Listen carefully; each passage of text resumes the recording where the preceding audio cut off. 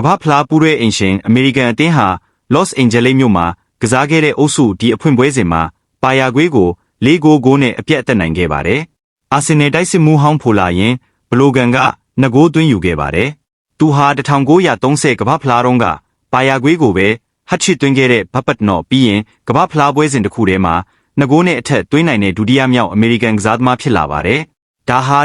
1930ကမ္ဘာဖလားတုန်းကဘယ်ဂျီယံ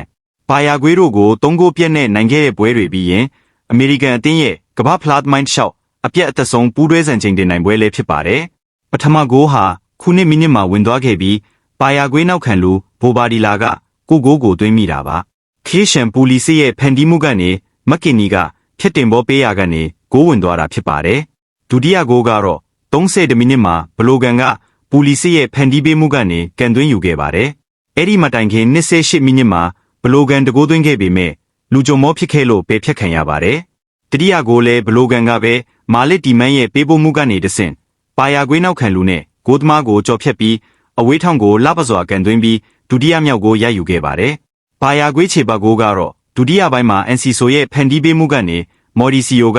အမေရိကန်ဂိုးသမားမဖရိတ်ကိုကြော်ဖြတ်ပြီးခြေပတ်ဂိုးတကိုးပြန်သွင်းခဲ့ပါတယ်။စတုတ်ဂိုးကတော့ပွဲပြီးခါနီးမှာဖြစ်ပြီးလူစားဝင်ကစားသမားကြီးအိုဘာနီယေနာကကိုင်းနတ်ဆယ်အကွာကနေညာခြေပြင်ဖေးနဲ့လှပပကန်သွင်းပြီးအမေရိကန်အတွက်အနိုင်ဂိုးကိုအဆုံးသတ်ပိတ်သိမ်းပေးခဲ့ပါတယ်။နေပြမော်ဒီစီယိုပိုချက်တီနိုရဲ့အမေရိကန်အသင်းဟာပရိသတ်တွေရှေ့မှာအားရစရာကောင်းတဲ့အဖွင့်လှလှလေးနဲ့စတင်နိုင်ခဲ့ပါတယ်။